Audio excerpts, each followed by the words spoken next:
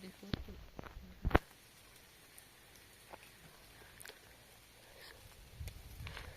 Oh, regarde, il met sa frère pour rire. Prunelle, regarde, il s'appelle. Il croit que je lui donne à manger, c'est ça? Ouais, il croit que je lui donne à manger.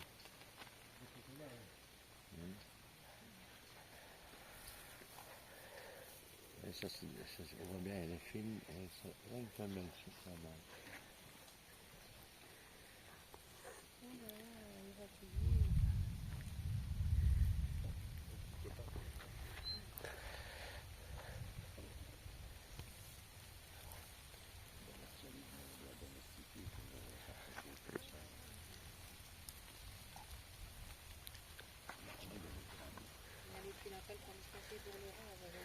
S'il est nouveau, c'est pas on est sous les arbres.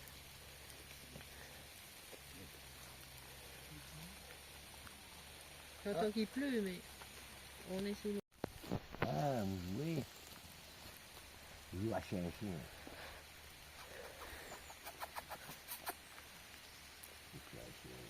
Ah, on va mettre ça. Bon chien.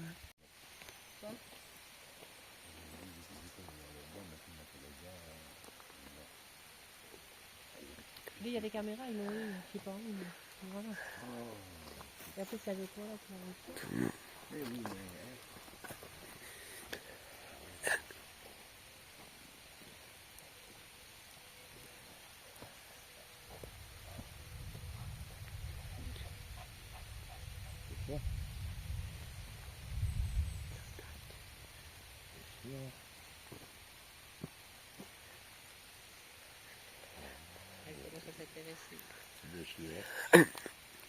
Allez, bonjour à tous, bonjour, bienvenue au parc animalier du Ségala. On va faire un rapide quand même, mais bon, il y a des trucs à dire sur ces animaux. Alors, Robin, quand on fait une animation, on est face au public et on sourit. Voilà, c'est le sourire, c'est fait. Alors, je vais vous parler des loups de manière générale, après je vais vous présenter notre meute de loups à nous de manière un peu plus particulière, et puis à la fin, Aubin se propose de courir dans l'enclos. Avant... Non? Non. Bon, il donnera la nourriture. Sauf les parents, si vous voulez que... Parce que vous avez quand même... Vous en avez 4 quand même. Mais on va le garder. C'est un budget au niveau... Un en moins. qui nous reste. Hein? C'est le seul qui nous reste. Ah ouais, les autres... Donc on va le garder. Bon, d'accord. Ils sont pas conciliants, les parents. Non, parce que vous faites des économies, nous aussi, quoi. Hein. Alors, on va commencer. Normalement, comme chacun sait, les loups vivent en meute. Ça va pour tout le monde, ça? Après, je sais pas si vous savez, une meute de loups, c'est d'abord et avant tout une famille. Chaque meute de loups, c'est d'abord et avant tout une famille. Hein? Et petite dispute de famille classique, hein, vous serez d'accord avec moi. Et comme dans chaque famille, il y a toujours un couple reproducteur. D'accord? J'en vois parmi vous. Il est pas arrivé par hasard. Hein? Qu'on va appeler chez les loups le couple alpha ou couple dominant. C'est les meilleurs morceaux dans une proie telle que celle-ci par exemple. Ce sont toujours les abats, le cœur, le foie, les poumons, etc. Après en dessous dans la hiérarchie on a les bêtas ou lieutenants. C'est toujours des petits, des alphas en général. Ils ont quelques années, vous savez, un peu d'expérience, mais ils ont surtout du caractère. Eux, ils auront 2 rôles à jouer dans la famille.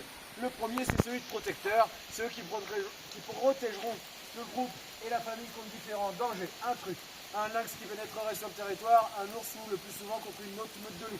Dans la nature, il y a beaucoup de conflits entre les différentes meutes de loups. Ils vont se disputer des fois un territoire, parfois même une proie. Hein.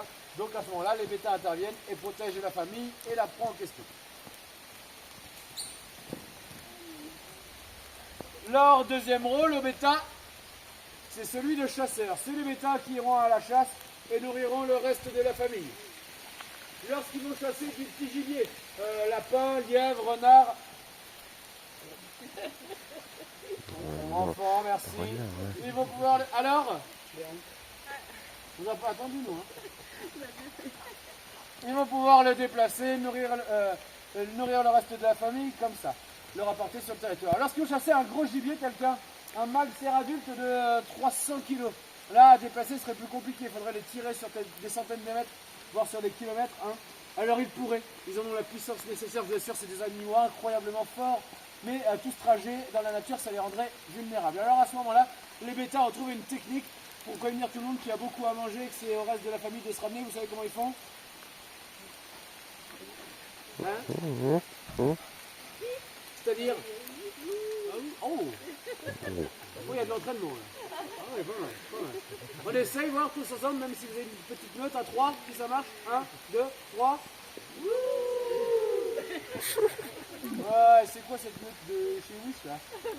Je laisse une deuxième chance, je veux que mon patron à l'accueil il vous entende et qu'il se dise que non, il y a encore un loup qui s'est échappé comme hier. Gros bordel hier. Enfin bref, je vais passer à partir passer. À 3, 1, 2, 3. Non mais c'est pas une manif non plus. Là. Tu nous montres toi? C'est pas parce qu'il pleut, faut faire des mauvaises animations. Hein. Alors, 1, 2, 3. Voilà, ça c'est une meute de loup. Bon, chez les loups, donc ça va permettre de rameuter le reste de la meute. Meute, rameuter, c'est de là que ça vient. Ça va aussi servir de géolocalisation. Grâce au hurlement, chaque membre de la meute peut savoir où se situent les autres très précisément. Un loup peut entendre le hurlement d'un autre loup à plus de 20 km. Et le localiser précisément grâce aux oreilles mobiles. Alors que nous, les humains, on peut entendre le hurlement d'un autre loup à 400 km. C'est pour ça que ça vient. On est nuls. Par rapport de la nature, faut le savoir. Et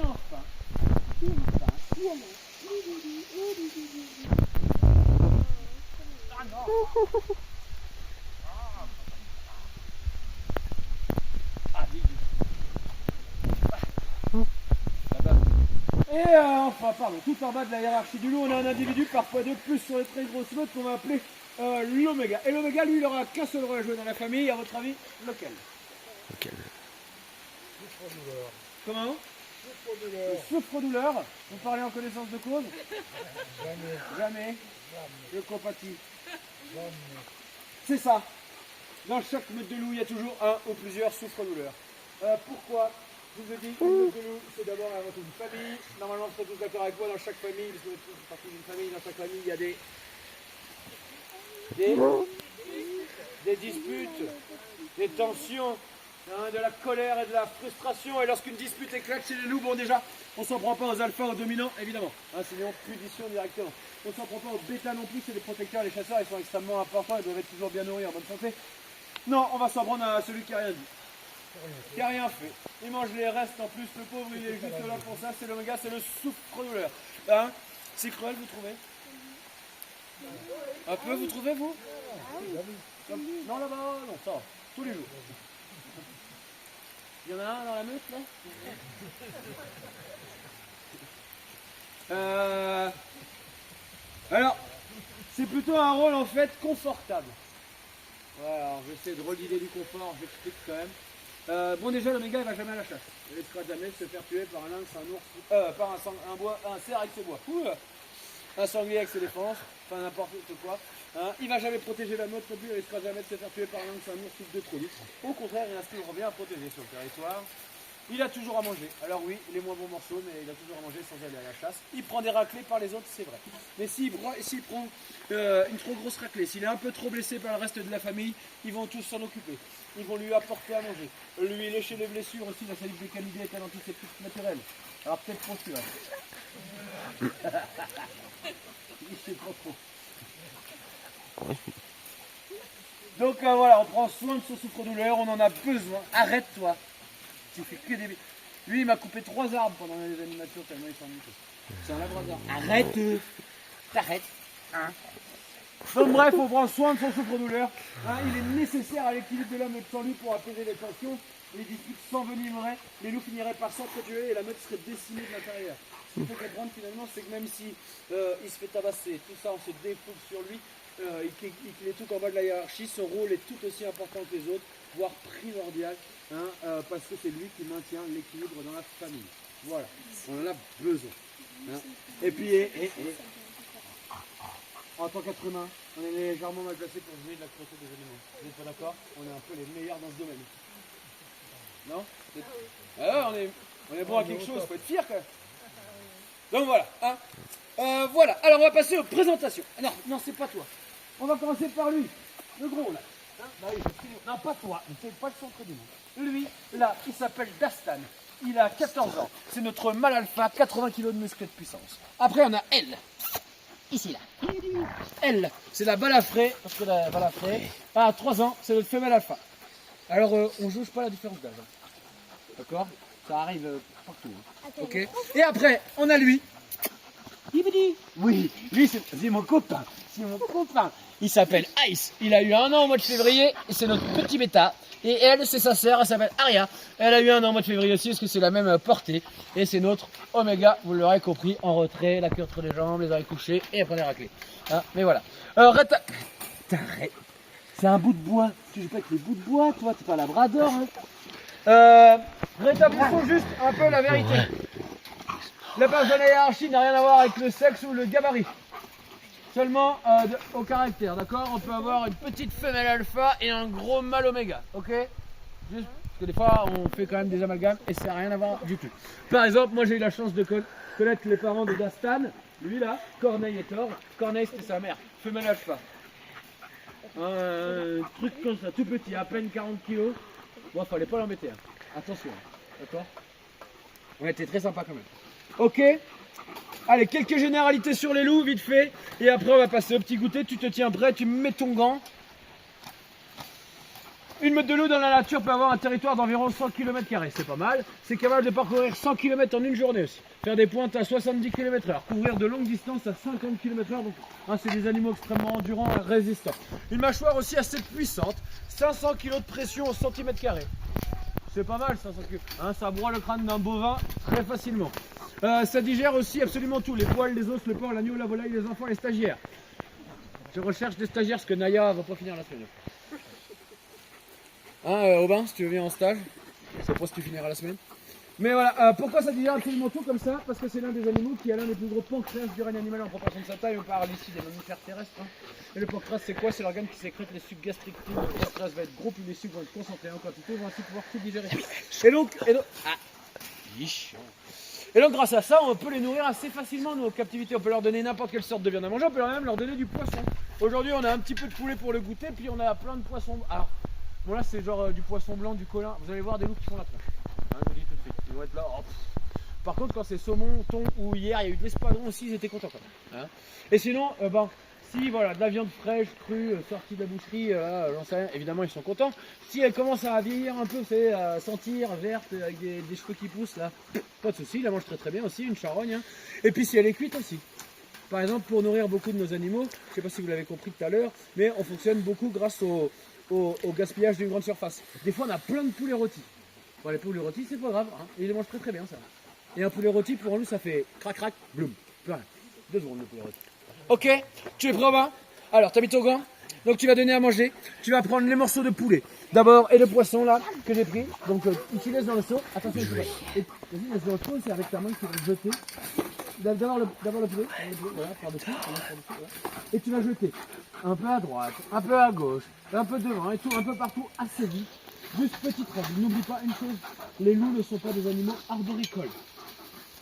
Ça grimpe pas dans les arbres. Me colle pas une escalope dans le boulot. Ok, ça marche? Tu es prêt? Alors vas-y. Et après tu jetteras le poisson.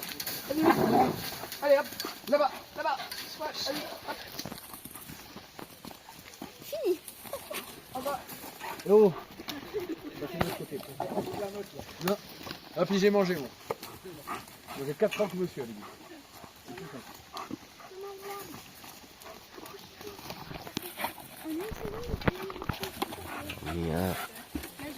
Ouais, vas-y. Hop.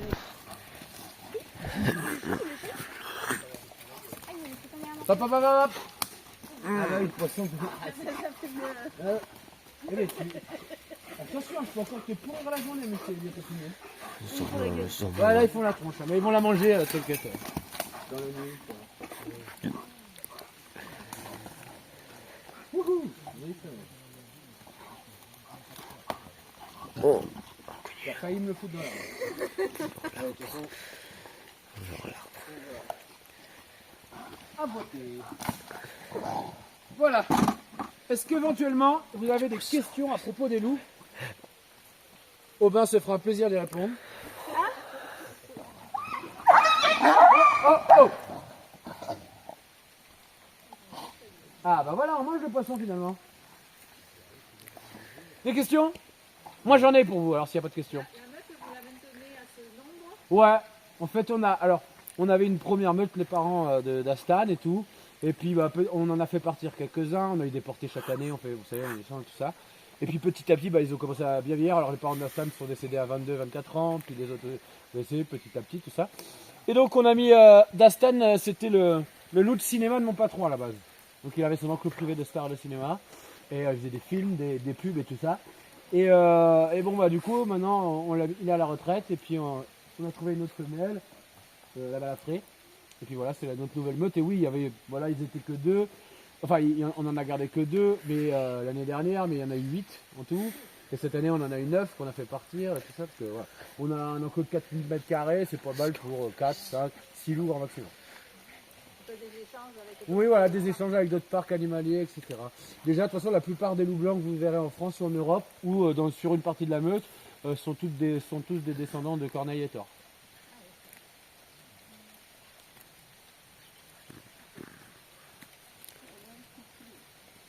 Vous avez vu, tous nos loups adultes sont blancs? Ça va les couleurs pour tout le monde? Ouais. Cependant, à la naissance, les louveteaux, c'est tout noir.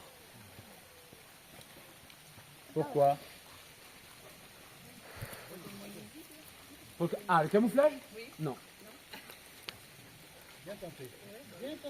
Non, non.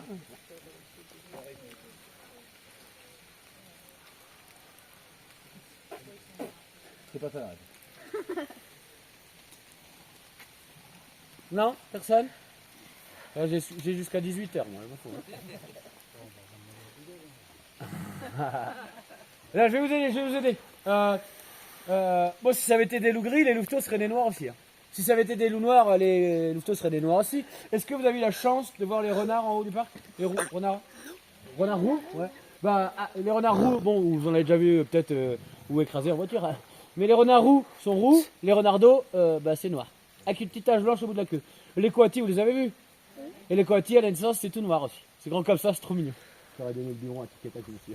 Enfin bref, voilà. Après, juste après, on va rentrer dans l'enclos des singes, si ça vous dit. Ça vous dit? Ah, ouais. On a un bébé singe, il est tout noir.